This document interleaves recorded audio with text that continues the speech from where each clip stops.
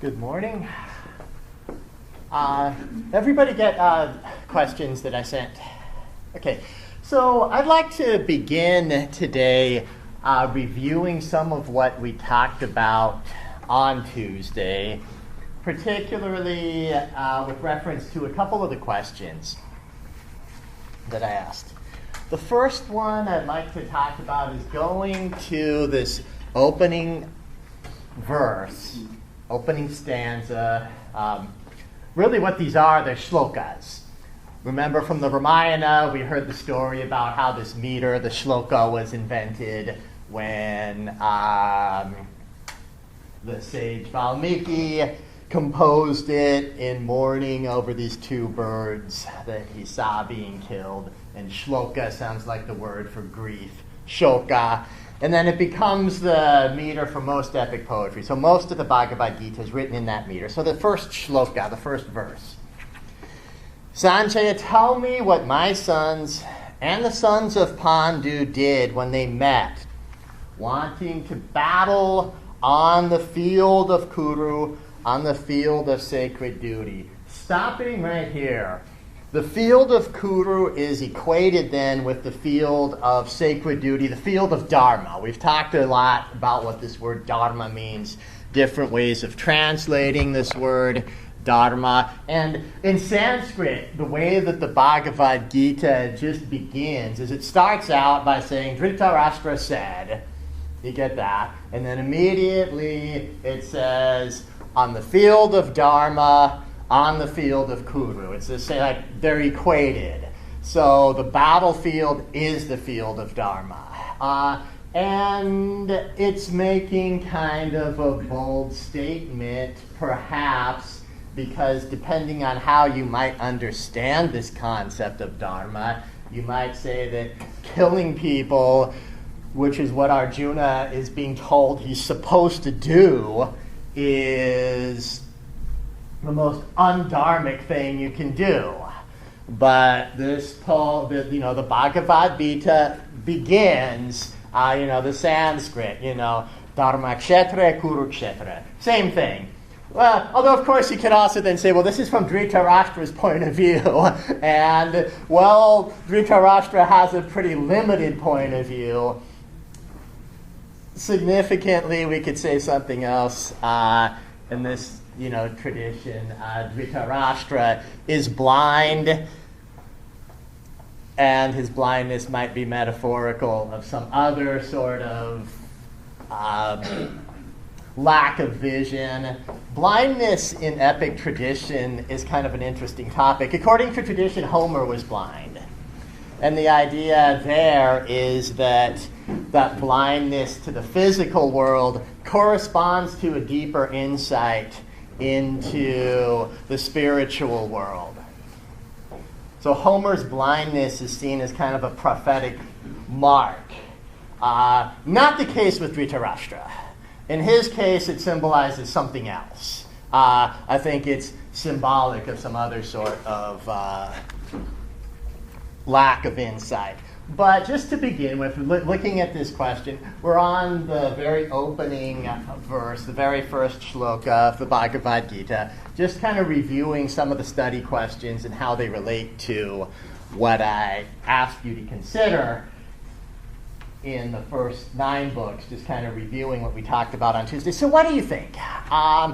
What's the significance of this poem beginning? And the first line in Sanskrit explicitly equates the battlefield with the field of Dharma. Why?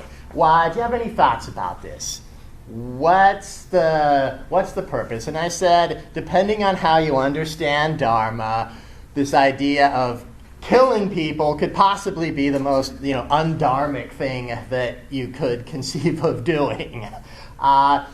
Before moving on, just at the beginning of class, any thoughts about this? Yes? Well, I think if you apply the book, if you're reading it, you apply it to yourself. Okay. It doesn't just have to be like a battlefield. You can be battling with your own struggles with what your duty is. Yeah. There is that reading, and that's another one of the questions that I asked you to think about. Can the war in the Bhagavad Gita be read as a metaphor for something else? Just a question to consider. Frankly, I'm a little bit conflicted about this question myself. On the one hand, I think it makes for a really fascinating reading. I guess what I would say is it works both ways.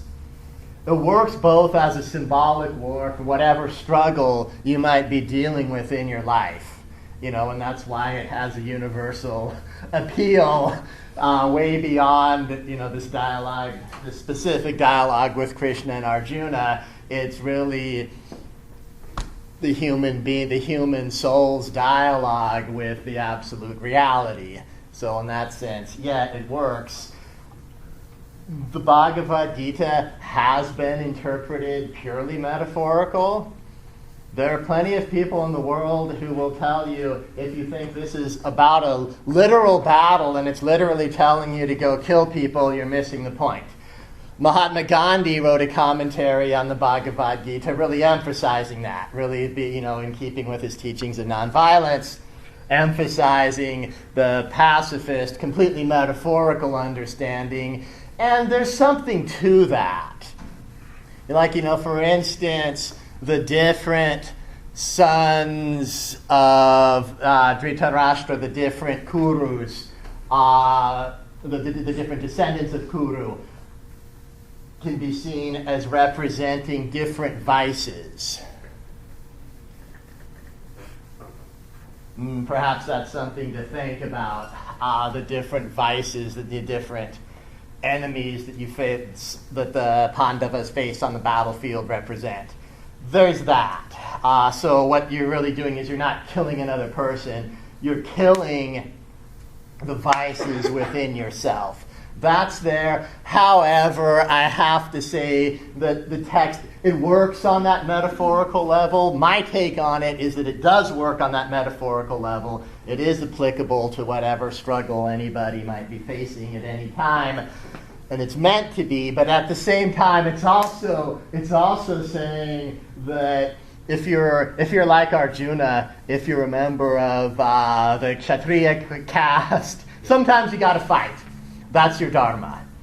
And I really do think it's making this explicit statement there. And again, just kind of giving an overview of some of the things we talked about and some of the things we will be heading into later in the course.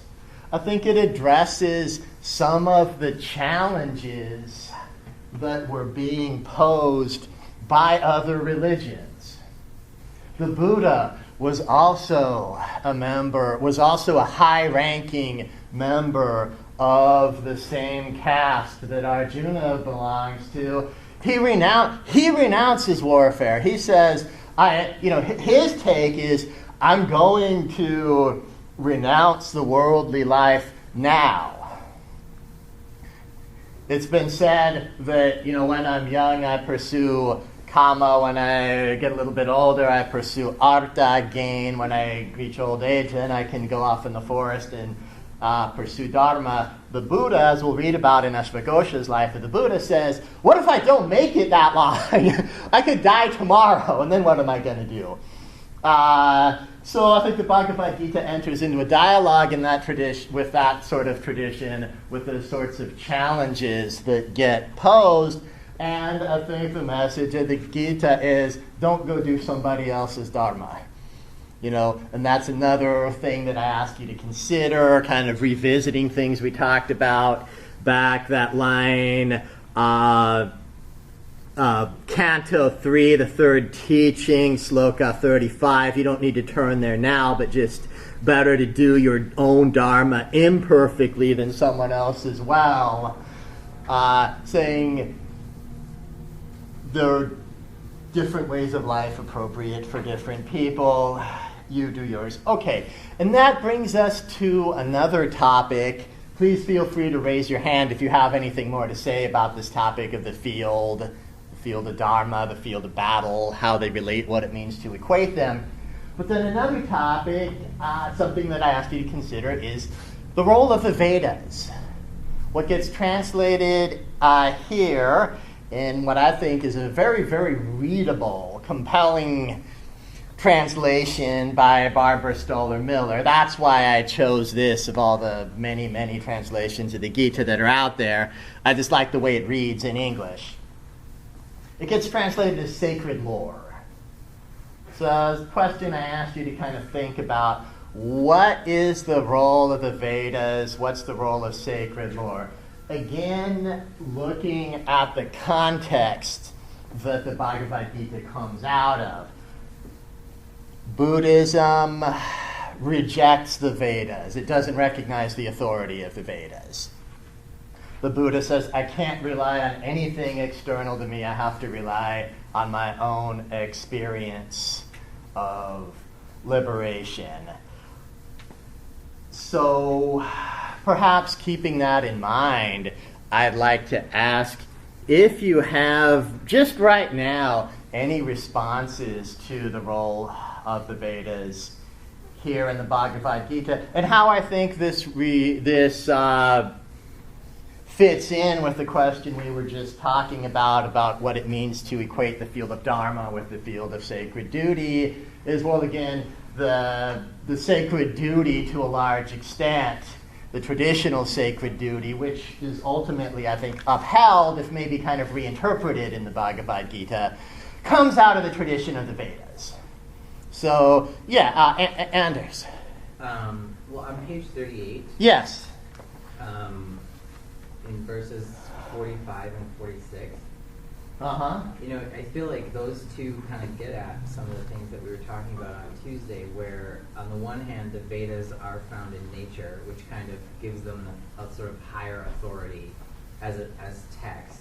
Yeah. But then, Krishna goes on and says that that's not going to have any more value than a well when water is everywhere. And so it's like defending it, but also saying there's more you got to do in order to. Yeah. So it's not undermining it. It's not rejecting it, but saying it's not something. Maybe I won't finish my own question. Maybe I'll let you see if you want to finish the question, or to see if you have different perspectives on what's going on. But yes. I kind of see it as the Vedas are a good starting point, and they're good for people who are maybe not in the priestly and warrior castes, who are like the. Well, wait here. They are for the priestly caste. Right, but not. Okay. They're not the whole story, but Okay. they're a good place to start. And if you are someone who is not going to follow the Dharma of the fully enlightened, Okay. if that's not your Dharma, then if you live by the Vedas, yeah. that's still enough. Yeah, interesting. Yeah. And that's another interesting thing about the text. It doesn't reject explicitly very many other spiritual practices. Some of them it does. There are some things that Krishna will come right out and say, I don't like people who do some of these sorts of things. You do occasionally get that. Like, just very quickly, if you look at Canto 17, verse 5 of the 17th teaching, just very quickly to mention that, when Krishna is saying, men who practice horrific penances that go against traditional norms are trapped in hypocrisy and individuality, overwhelmed by the emotion of desire. What this is talking about is a reference to some very, very extreme practices of inflicting suffering on the physical body, and the idea that you can help the soul by injuring the body, like starving themselves, self-flagellation, practices like that. The Gita says that's too extreme. So, that's one thing that Krishna says, I don't like that. Mm-hmm. But for the most part, he says, everybody, he's pretty all-embracing, all-accepting. But at the same time, he says, while being all-encompassing to an extent, he also says there's one way that's better. Right. And even so he said It one would be thing. enough He's for kind not of everything. yeah. And then what I see going on here is once again the Gita is kind of addressing these challenges to traditional religion that get posed from the outside, from places. Well, in Buddhism, for instance, Jainism would be another one. And not saying that they're completely wrong, but saying they're not sufficient. I mean, you shouldn't completely reject the Vedas. You shouldn't say the Vedas are wrong. But at the same time, he perhaps concedes that they have a certain point. But perhaps he says, but yes, I mean, your experience, your personal experience of enlightenment, of awakening is ultimately what's really of supreme importance. Okay. Any other thoughts on any of these questions that we've been talking about before moving along? Okay, yeah. Looking at some of these references to the Vedas, then let's turn to the 15th teaching, where the Vedas are called the tree of life. And I mean, look at it. You hear this metaphor, the tree of life. What do you think of? It sounds like a really positive metaphor, and it is. If you just hear that metaphor in itself, that sounds like one of the highest forms of praise you can give. But let's look at it. Roots in the air, branches below. The tree of life is unchanging. They say its leaves are hymns, and he who knows it knows sacred lore. Let's just stop right here, because this tree seems to be inverted. Roots in the air, branches below. What do you think of this metaphor? Roots in the air, branches below. Yes? I think it kind of interpreted as the fact that like the Vedas are kind of the way to reach God. Okay, so they come from heaven. The roots are in heaven. All right. Yeah. And then the branches where they come to us, or what reach our earthly form. Okay, its leaves are hymns. So the Vedas are collections of hymns. The most important one, the Rig Veda, is where most of the hymns are contained. The other Vedas are largely commentaries on the Rig Veda, or to some extent, in many cases, just the hymns put in a different order depending on what the ritual purpose is. But okay, they're collections of hymns. That's what the Vedas are. Its branches stretched below and above, nourished by nature's qualities, budding with sense objects. Aerial roots tangled in actions reach downward into the world of men. So, as I understand what's going on in this really elaborate metaphor, the roots are, coming through the trunk, coming into the branches, coming into our world, getting nourished by nature's qualities. Remember, just quickly for purpose of review, when he says nature's qualities, how many are there? There's 3. Okay. So when he says nature's qualities, he's not talking in some general sense about whatever we might think are like the characteristics of nature. He's talking within the context of a philosophical system that gets elaborated here. So yeah, there are 3. Remember what the word for the... You're not going to be quizzed on this, but just curious. Remember what the word for the qualities is? Yeah, the gunas. And what are they? Either in English or Sanskrit if you want. And you can paraphrase. You can have your own translation.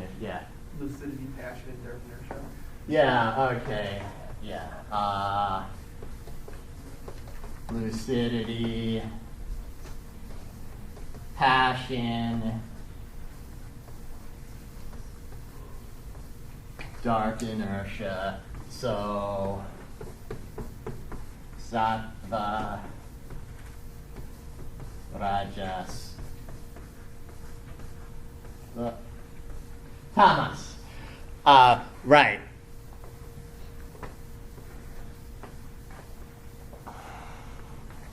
Its form is unknown here in the world. Unknown are its end, its beginning, its extent. So it sounds like this song, it sounds like a hymn to these hymns, really. But then, cut down the tree. Well, why would you want to do that? What's happening that has such deep roots with the sharp acts of detachment? Thoughts on what's going on here? Because I don't know the answer to this question. Okay, I have my own ideas about it, but I'm not going to claim my ideas are any better than anybody else's.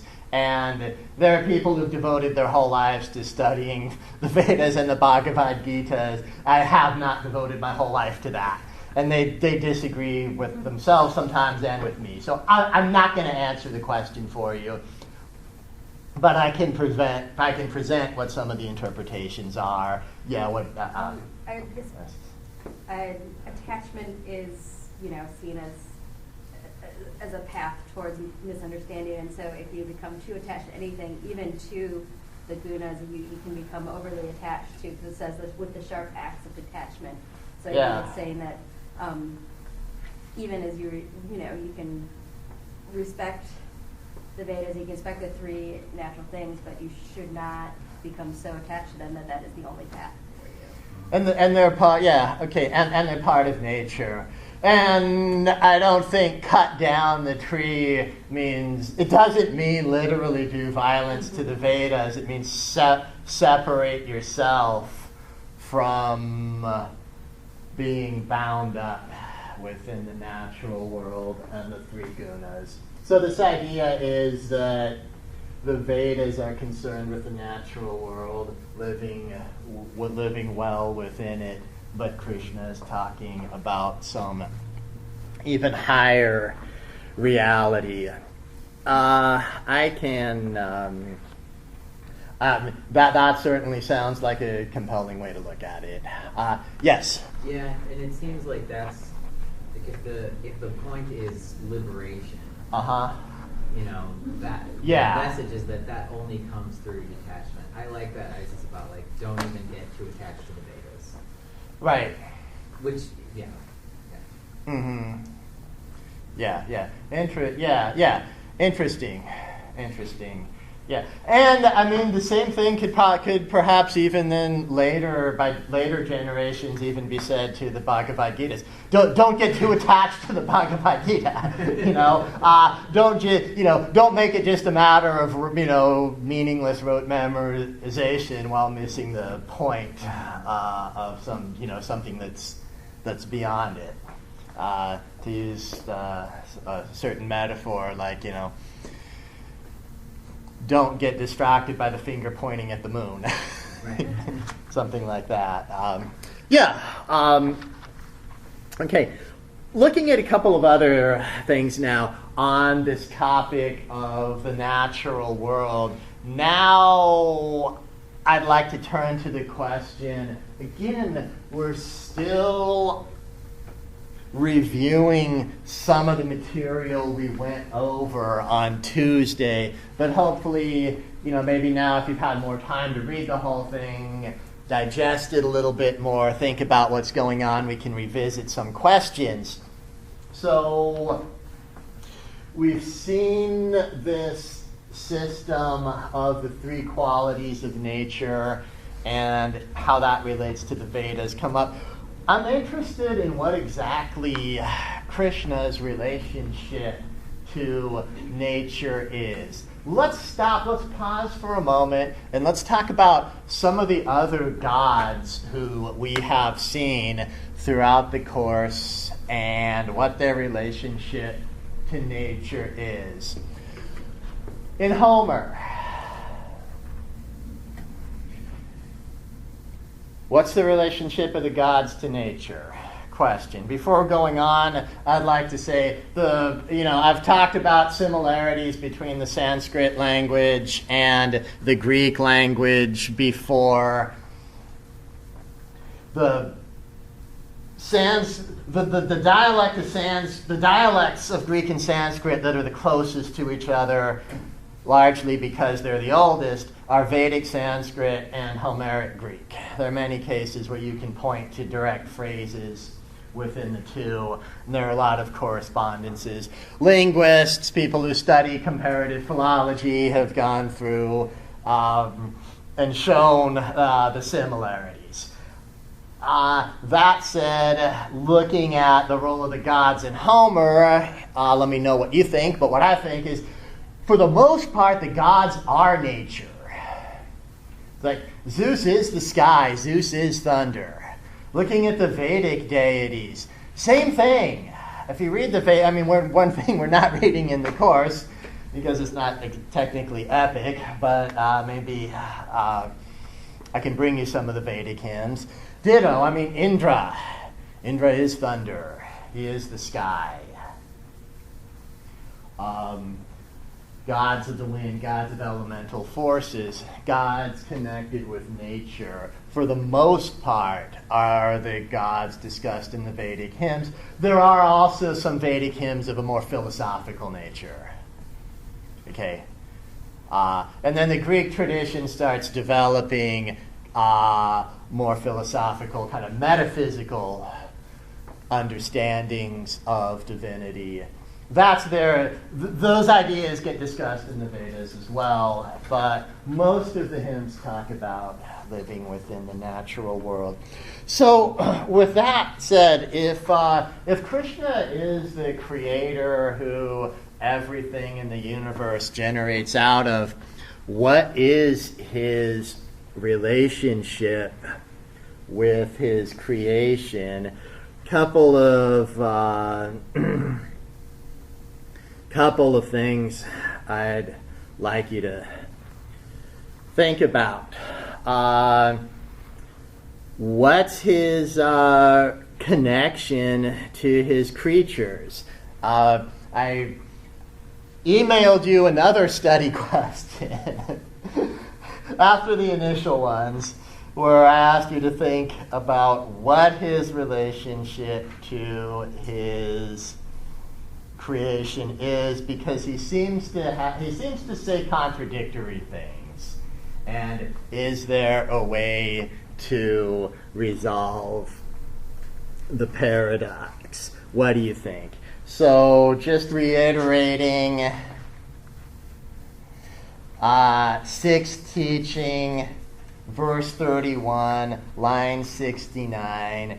I exist in all creatures. So the disciplined man devoted to me grasps the oneness of life. Wherever he is in me. So, all right, page 69. It's verse 31 of Canto 6, the sixth teaching. Keeping what he said right there, I exist in all creatures. From there, turn to the ninth teaching.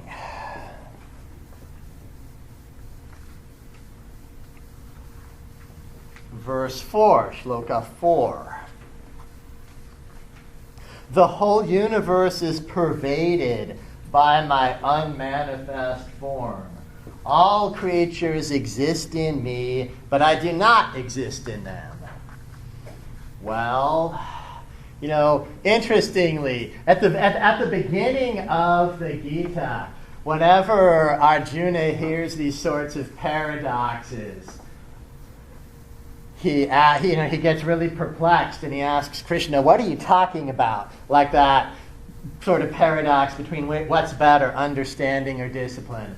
Apparently, by this point, he's enough used to the paradoxes, and maybe he's getting enlightened enough that he has this understanding of what's going on.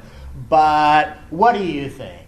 Because there is this direct connotation, this direct contradiction, if we just look at the literal meaning of what's going on. I exist in all creatures, I do not exist in all creatures. Thoughts on this seemingly paradoxical set of statements? Yes? So I kind of see it as Krishna is the world, he created all things, so people should be able to see him within everything, but he doesn't control the creatures or anything like that. That's okay.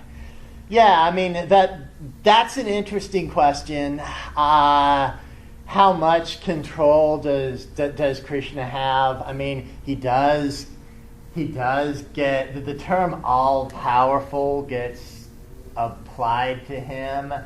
But let's also be careful not to import foreign concepts into this worldview that might not be there. When he says all-powerful, it might not mean what that term would mean in, Western Abrahamic religions. So that, you bring up something really interesting there. And, a Western theologian would ask questions like, could Krishna just, suddenly end the whole battle? Could he just suddenly make all the descendants of Kuru start behaving? And then why doesn't he? And this leads to questions of free will. I think the Bhagavad Gita is interested in different sorts of questions.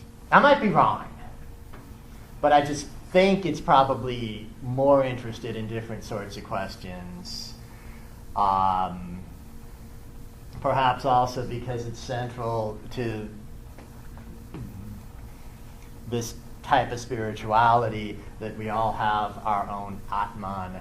We all come out of Krishna. But thank you. Other thoughts on what's going on with this instance where Krishna says one thing and then he literally says the exact opposite three cantos later? Yes? Well, one thought that I had was that the whole message is about detachment. And so, he created everything and he's in everything, but he has a relationship to nature that he's asking Arjuna to have to these gunas. He's saying these exist, these can be, this is what, if you don't do anything, if you don't do, you need action. You can't renounce all action, but you need to have the right relationship to it. Yeah. And so it's almost like he's sort of is he trying to model that? Yes, even I created the world, but I'm not my hand isn't in everything that's happening, or kind of what you were saying. Yeah, interesting. And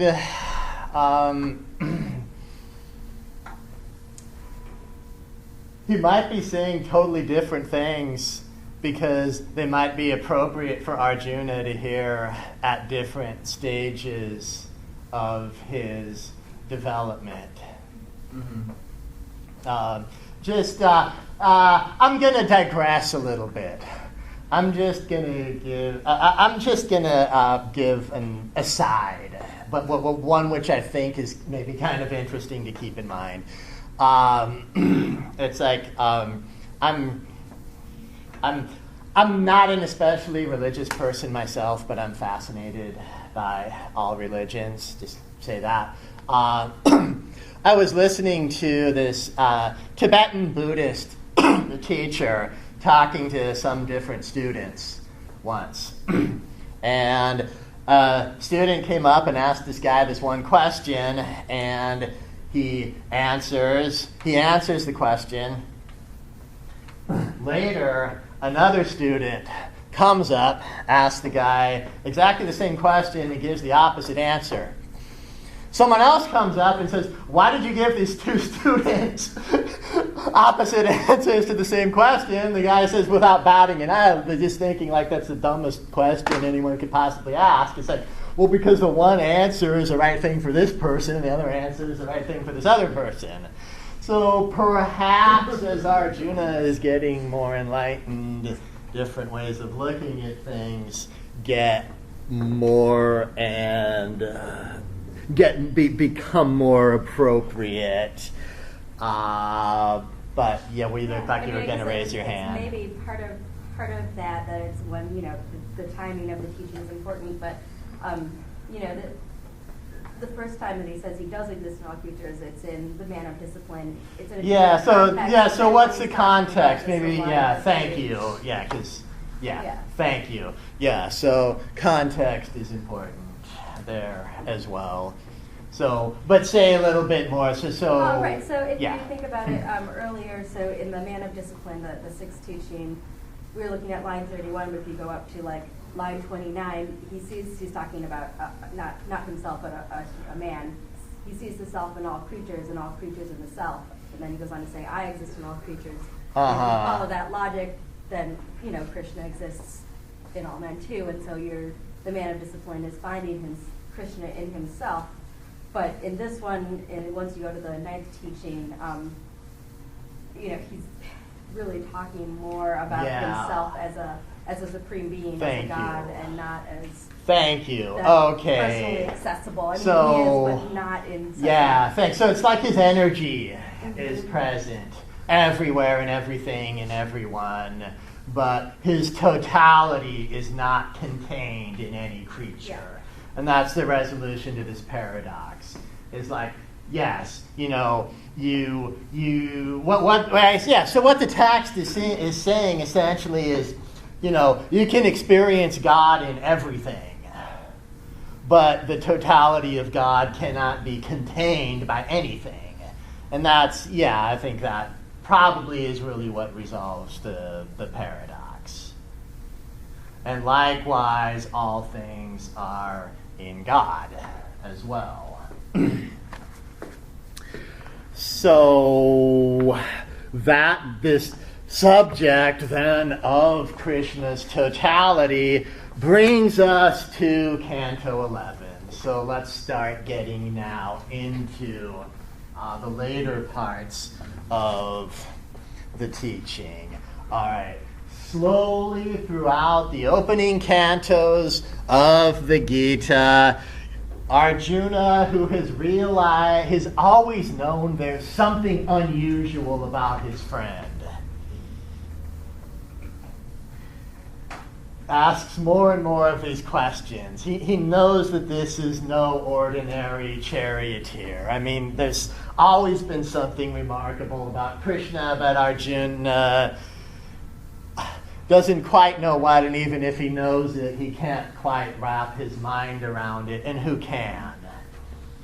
So finally now, in chapter 11, he gets this vision of Krishna's totality. Quickly, before looking more closely into chapter 11, let's just outline what happens in chapters 11, 12, 13. After all these discourses, just beyond the midpoint of the Gita, so we're in chapter 11 out of Canto 11 out of 18 cantos. Arjuna finally sees Krishna as he is. We've talked in the past about what it means to have this experience of the divine reality. In the Iliad, Semele had it, and that didn't go so well for her. Zeus tried to warn her about it, but okay, Arjuna is a more spiritual person than Semele was. He's prepared. throughout all his life, Krishna has kind of singled out Arjuna as this one special person who's going to be able to behold this and survive the experience. Even so, Krishna has to give him a divine eye. We can talk about what that means in order to see Krishna as he really is. After that, though, Arjuna says, too much. Too much. Go back to your old form.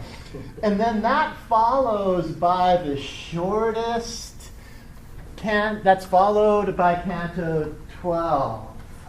The shortest of the teachings in the Gita. Just 20 verses, devotion. You don't need to be especially spiritual. And the Gita tells us that, Krishna is not going to turn away anyone. Even like the violent criminal, we're told in different places, can turn to Krishna. So, regardless of how educated, how smart, how brave, how pure, how spiritual you are, you can be devoted.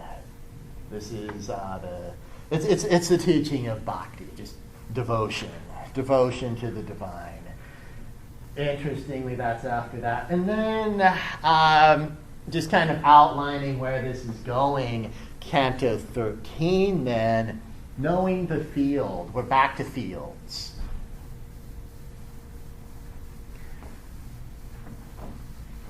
The Gita begins with two references to fields, the field of Dharma, the field of Kuru, and then after that vision of the divine reality in the 11th teaching, and then Arjuna, he can handle it, but he still says, go back to your old self. It's like it's still too much for him.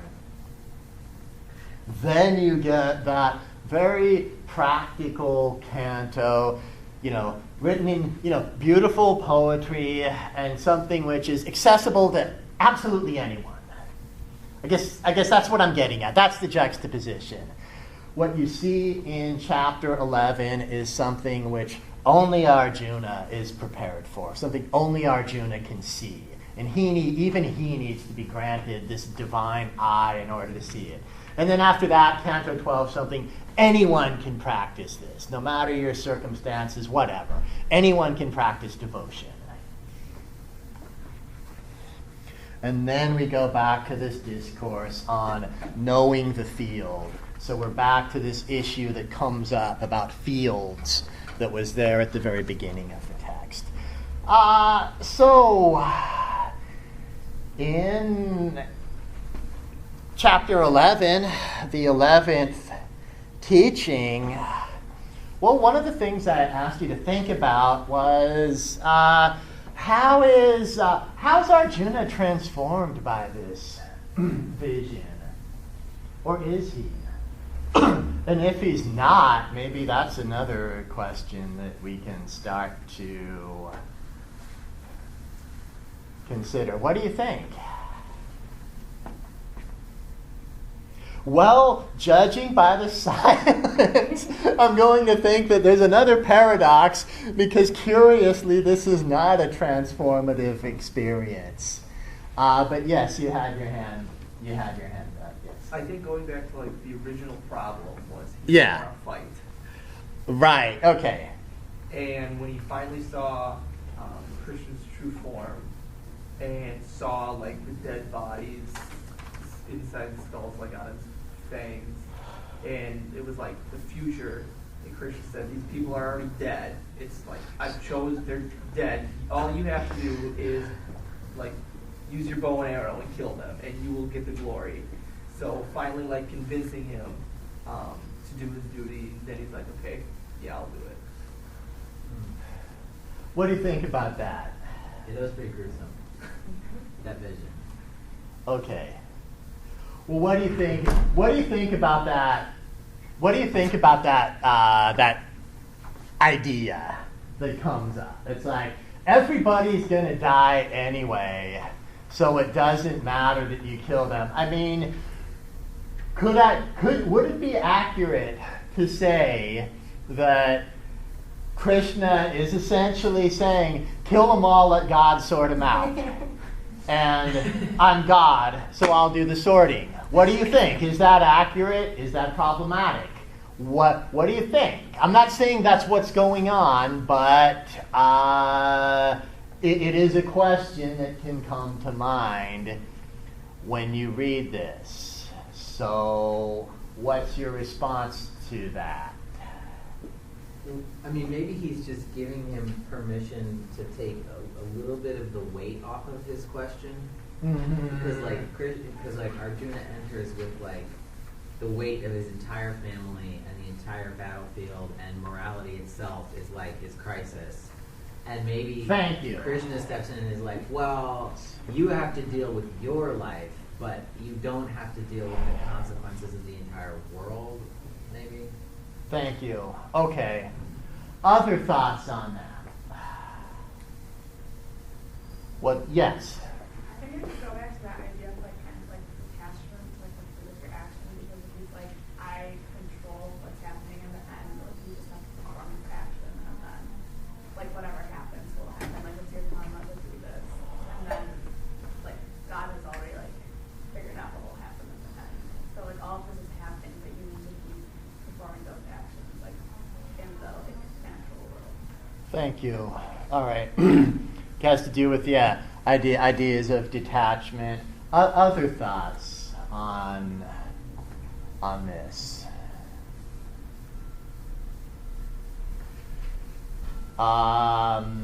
Yeah. I liked Krishna's first argument better. Okay. For why, like, don't worry, like, about one was the detachment, the other one was like, even if you kill him, you can't kill him. Like, even if you're born, like, you're not born. Because you can't just die with death. So if you stab him, did you really stab him? Okay. And then, like, that was fairly early on, and that didn't work. And then he's like, changed form, and it was a lot more direct, saying, I've already chosen these people that I go up and do it. Yeah. Okay. So he's already chosen who's on the battlefield. This is, I think, perhaps, one of the more difficult questions that comes up in the Gita. And, well, I think because I read this and he says, like, well, does that mean it's okay for me to go around killing people? Okay, you're shaking your head. Obviously not. Because, well, if everybody is meant to be in the role of Arjuna, and this is Krishna's dialogue to everyone, he also talks to everyone as an individual in their own individual circumstances, doing their own individual dharma. So that's totally missing. That's missing the most fundamental point, which is and this is where this line that we've looked at before. Do your own dharma, even if it's imperfectly, rather than doing somebody else's dharma. Well, it's like, well, I'm not even in the military, so the question, it's not my question. My dharma is to come here to teach my classes, do all that stuff. All right. So yeah.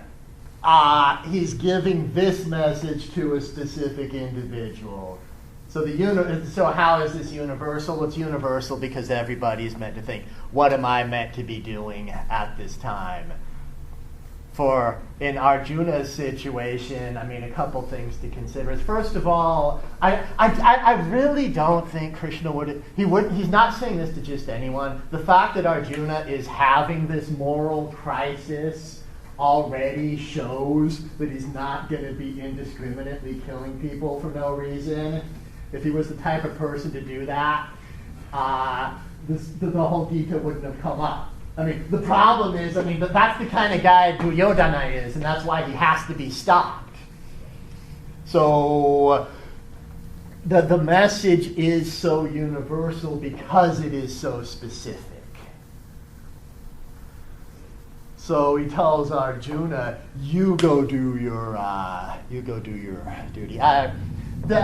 digression. I have this old friend from way back. Someone I grew up with. Someone I went to elementary school with. Was reading the Bhagavad Gita for the first time, and she happens to, someone I've stayed in touch with over the years, happens to know what I do for a living, and she's saying, I have a real problem with this idea. It's like saying go around killing people. And, I want to bring up this question because I think it's worth discussing. The way I look at it is, well, consider that idea, do your own dharma. Do your own duty. And that also involves questions like, why is that so important? Because we've all been prepared for different things. Arjuna's been prepared all his life to have this role. Krishna singled him out. Krishna became incarnate. Vishnu became incarnate in a specific time, in a specific place, surrounded by specific people because he knew exactly where he was needed. He knew which people would respond to him.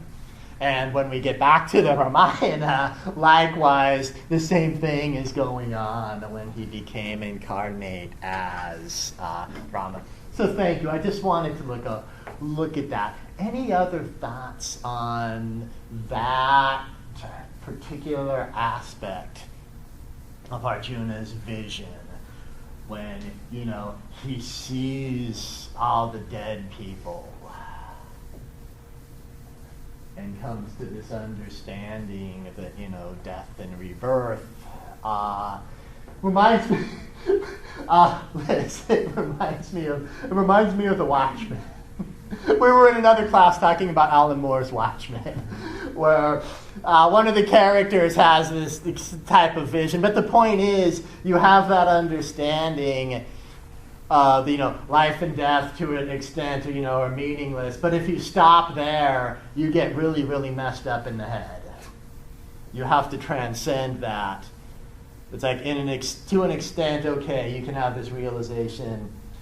Life and death, in a way, are the same thing. It doesn't matter if you live or die.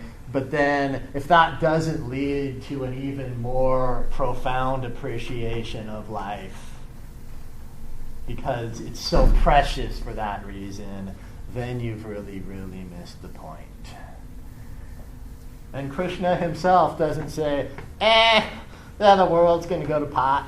It's like, no, he loves the world. That's why he enters into it.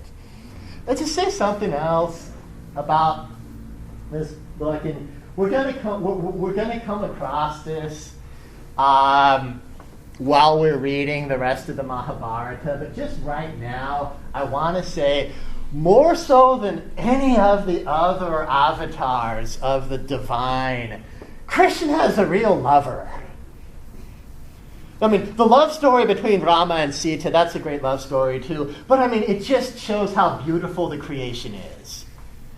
Krishna becomes sometimes physically infatuated with his own creation. And I think that what that means is creation is so beautiful, the Creator himself is going to fall in love with it. So how can we not love the world, love our fellow creatures? I think that's a big part of the message. All right. Looking on now, let's just check out some of the poetry of the 11th teaching. Among other things, this is just amazing poetry. We looked at some of the imagery of death, but let's look at some of the other stuff that goes on here. Page 103, verse 32 of the 11th teaching. I am time grown old, creating world destruction set in motion to annihilate the worlds. Even without you, all these warriors arrayed in hostile ranks will cease to exist. Okay, we've talked about what I think this means. Therefore, arise and win glory, conquer your foes, and fulfill your kingship. They are already killed by me, be just my instrument, the archer at my side. Drona, Bhishma, Jayadratha, and Karna, and all the other battle heroes are killed by me. Kill them without wavering fight, and you will conquer your foes in battle. Okay, we've talked about what, how I think this can be interpreted. Let me know if you have anything more to add. But then just looking out, okay, so Arjuna hears that, and I think perhaps at this point now, his doubts are reconciled. Perhaps at this point he's starting to understand. And it's not just because it's okay to go around killing people because, well, they all get reincarnated anyway. No, that's not the point. The point is he has this very specific mission to fulfill. And now, let's look at what Arjuna says. Krishna, the universe responds with joy and rapture to your glory. Terrified demons fleeing in far directions, and saints throng to bow in homage. Why should they not bow in homage to you, great soul, original creator, more venerable than the creator Brahma? Now you see how this is a really profound expression of devotion to Krishna. The worship of the other gods is okay, just like, study of the Vedas is okay. But what's really supreme is Krishna. More so than the creator Brahma. So he's supreme among all of the gods. Boundless Lord of gods, shelter of all that is. You are eternally being, non-being, and beyond. And again, this is what can resolve some of the paradoxes. I think part of it is like human logic doesn't have to apply to him. You are the original God, the primordial spirit of man, the deepest treasure of all that is, knower and what is to be known, the supreme abode. You pervade the universe, Lord of boundless form. You are the gods of wind, death, fire, and water, the moon, the Lord of life, and the great ancestor. Homage to you 1,000 times, homage, I bow in homage, again and yet again. Just one of the really most beautiful religious devotional hymns in the world, just in terms of being this song of praise, and also praise for the beauty of the universe and of everything in it. So the paradox there is after he's told, well, look, you're going to have to kill these people. I think the message is, well, yeah, sometimes you do have to fight. And then what are you fighting for? Well, you're fighting for the good of everything that Arjuna is praising after that. A couple other questions that I would like to start looking at before moving to some of the final parts of the Bhagavad Gita. First of all, do you have any questions, comments about anything we've been talking about so far? Yes. Along those lines, on page 95, yeah. Right before we get to the terrible, awesome vision. Yeah. The bottom of verse 29, Mm-hmm. when he says, "Of restraints, I am death." Mm-hmm. Is he saying that death is like this he's the death of restraint, or is he the ultimate restraint because he's a sort of death as I think the latter. Can you? I would say the latter because he's the ideal of everything. It seems to me. Okay, to answer that question, when he says of restraints. Because he's kind of like building up this superlative. He's the superlative example of everything. Let's look at this. I am the purifying wind, the warrior Rama bearing arms, the sea monster crocodile, the flowing river Ganges. So like the superlative example of everything. The superlative warrior. the superlative river. I'm the beginning, the middle, the end of creation. And then he starts talking about how he is the sacred syllable, the Aum. So I believe that that's what he means. Let's look at a couple other examples of this type of language. Turn to, let's turn back to page 74. Seventh teaching, verse 8. Actually, let's start with verse 7. Nothing is higher than I am, Arjuna. All that exists is woven on me like a web of pearls on a thread. So let's just stop. What does that mean? Does that mean he's the center of everything? Nothing is higher than I. Okay, we saw that. I am the taste in water, Arjuna. The light in the moon and sun. Om resonant in all sacred lore. So the Om is a sacred syllable. The sound in space, valor in men. I am the pure fragrance in earth, the brilliance in fire, the life in all creatures, the penance in ascetics. Know me, Arjuna, as every creature's timeless seed, the understanding of intelligent men, the brilliance of fiery heroes. Of strong men, I am strength. Without the emotion of desire. In creatures, I am the desire that does not impede sacred duty. Know the nature's qualities come from me, lucidity, passion, and dark inertia. I am not in them, they are in me. I just went to that passage because I think he's talking about some similar things. And what do you think? I've always found this a really intriguing passage because it's interesting. If he is this certain quality in all things, the taste in water, the light in the sun and the moon, and he says he's in all things are woven on him, woven like a web of pearls on a thread. I mean, it's kind of like he's the meaning. Okay. Like he's what makes the thing what it is. He's not. Right. He's not the quality. He's like the power of a quality to make something what it is. Mm-hmm. Like he's not like I don't know, just to make it like maybe this is too simple, but like he's not like red or blue. He's color. Does that make sense? Like that Yeah. other deeper level. Yeah. Okay. Yeah. I don't know. Well, he is blue, but He is blue. I mean, he is blue. but yeah. Okay.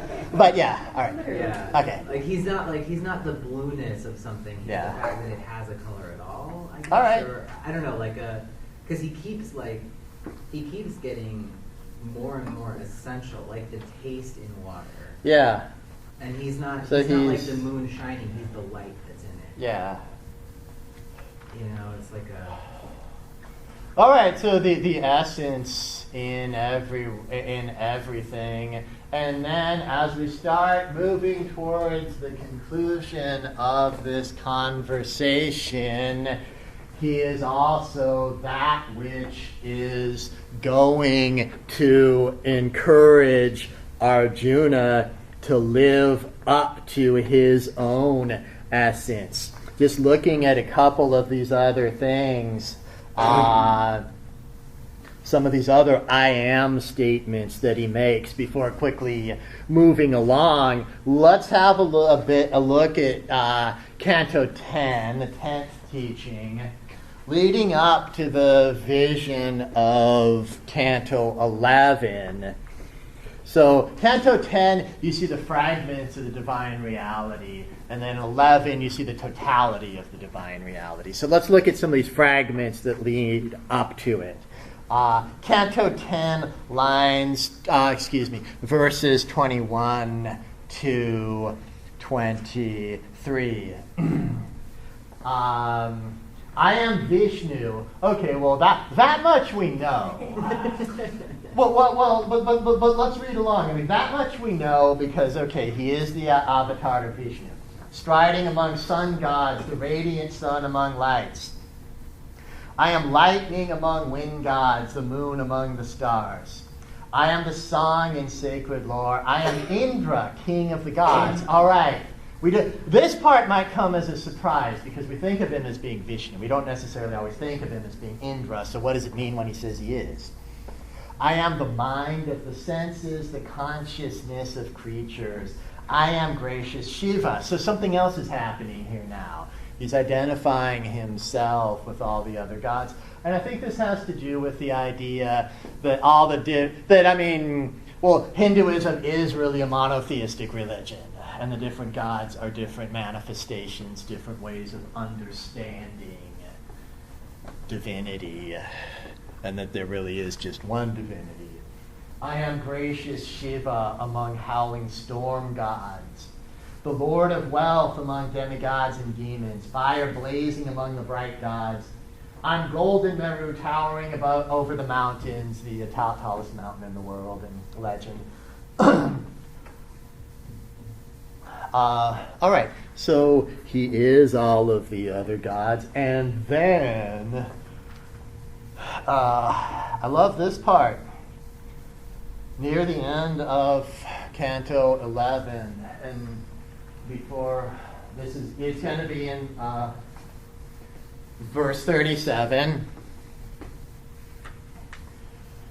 As Arjuna is being prepared to see this ultimate reality, what is it that he's really seeing?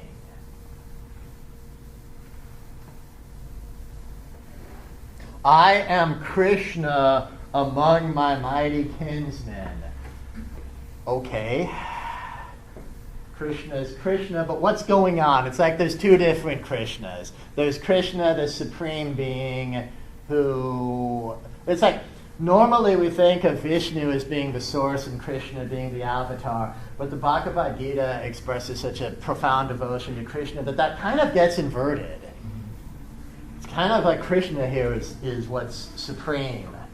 And then Shiva, Indra, Vishnu, even Brahma are all manifestations of him. Okay, so we know that Krishna is Krishna, but I think what he's saying is that the familiar form of Krishna, who you know as a cousin, as a friend, and all of this.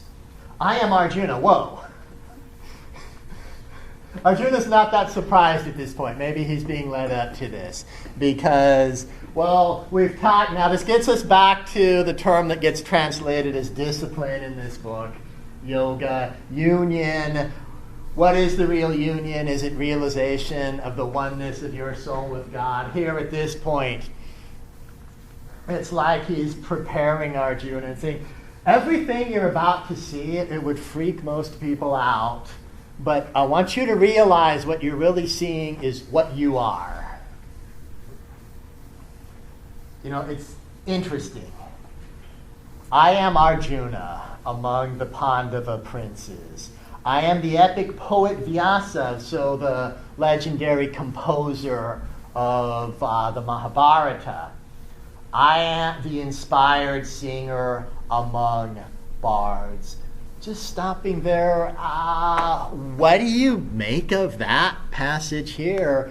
And I think the remainder of the dialogue takes on a new meaning when you really consider this. When he says, I'm you.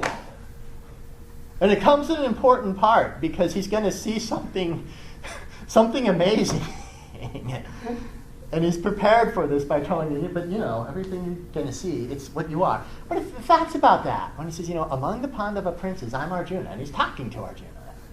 I think to start off with, he's, saying that he is the best of each of these cats. Vyasa is the best sage, the inspired singer. It all fits in right. place. So I think in one sense he's complimenting Arjuna in a way like, if I'm Arjuna and I'm the best of everything, then Arjuna is the best of the Pandava princes, right? Like that's a kind of a.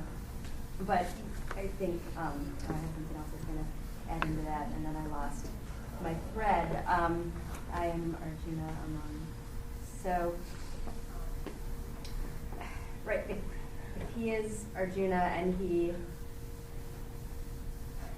it's a way for Arjuna to look at himself as, as being able to be the best, I guess. Mhm. As being able to strive to be ever closer to Krishna and to be. Yeah. And this realization that they always happen. Turn please ahead now to the 13th teaching, the field knower. So within the one context, this poetic context, he's just saying that he's the best, most exemplary example of everything, and Arjuna the greatest of the Pandava princes. But in the other type of context, the narrative context, it's like, well, he's talking to Arjuna, so we can't miss that message. So we've looked at Canto 11. We've talked a little bit about Canto 12. Well, let's look at the field knower. Turn to verses 31, 32. Knowing the field. I think this is really important as Arjuna is getting ready to go back into the battle. Just as all-pervading space remains unsullied in its subtlety, so the self in every body remains unsullied. Just as one sun illumines the entire world, so the master of the field illumines the entire field. I mean, in this world, despite the things that one may do and the things that one may have done to one, Krishna is reminding Arjuna that there is always going to be this one part of him, his own essence, which is the same as Krishna, which is identical with Krishna, and which can never be defiled, that one part which can never be harmed. It's this message of divine comfort and reassurance that comes to Arjuna at this point, making him the knower of the field, the understander of sacred duties. And, well, we certainly haven't exhausted them. We have had a look at Cantos 15, 16, and 17. The tree of life is the metaphor for the Vedas in Canto 15. Canto 17, we talked a bit about how some of the things now Krishna comes out and says he doesn't like. While he seems to be in many ways so all-embracing, the horrific penances, really extreme practices. Really the practices that he doesn't like, I think, are the ones that degrade nature. Nature is something to be, that ultimately you have to learn to detach from. But it's not something to put down. It's not something to revile. So he's talking about passions that see the body as something evil that has to be degraded for the good of the soul. And I think that's what Krishna says he doesn't like. And then as Arjuna prepares to go back into battle near the ending of the 18th teaching, let's have a look at page 142, Canto 47. We're reminded, as we were back in the third teaching, better to do one's own duty imperfectly than to do another man's well. Doing action intrinsic to his being, a man avoids guilt. So, well, to do this, you have to really know what your own being is. I think that's the importance of it. Arjuna has been studying himself a lot through these last 18 cantos. And if Krishna is really him, one way of looking at what happens in this instant, because it can't really take that long. It has to be compressed. Because he's facing a bunch of people who are trying to kill him. Think about that. And it's really this magic power that allows Vyasa to perceive it and then Sanjaya to get the message. After he gets this better understanding of who he is, he understands what's appropriate for him to do. And he understands there's no better person for the task. Likewise, there's no more important task for him to be doing right here, right now, on the field of Kuru, on the field of Dharma. I hope that you have had the ability by now to procure a copy of the Ramayana in the Satar translation. So I kind of changed the order of the syllabus because I wanted you to have time to get that. So I thought devoting a week to the Bhagavad Gita would be a good way to do that. So we will be going back to the Ramayana, just kind of picking up where we left off for next week. So I hope you're able to get it, and we'll be back there. Let me know if there's anything else you'd like to discuss. And you could do a whole course just on the Bhagavad Gita. So if there are more things to say about it, we'll have the chance to get back to it later in the course when we're reading the Mahabharata. Thank you very much. Have a good day. Please let me know if you want to discuss papers, anything about the class. Happy to talk about that with you. And I'll be putting up a Dropbox for those. Thank you.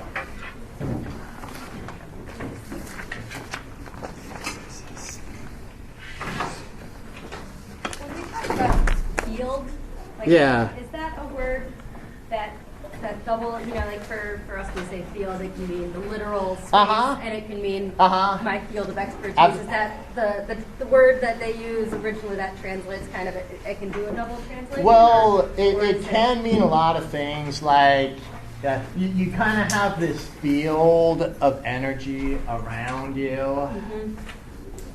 So it can get used in that sense. Okay. Definitely. In Sanskrit at this time, I don't know if it would have been used like the way we talk about the field of expertise exactly. But definitely has a lot of metaphorical meanings. Okay. Definitely. And it also has a spiritual meaning. Something like your aura kind of is a way it gets used a lot. Yeah.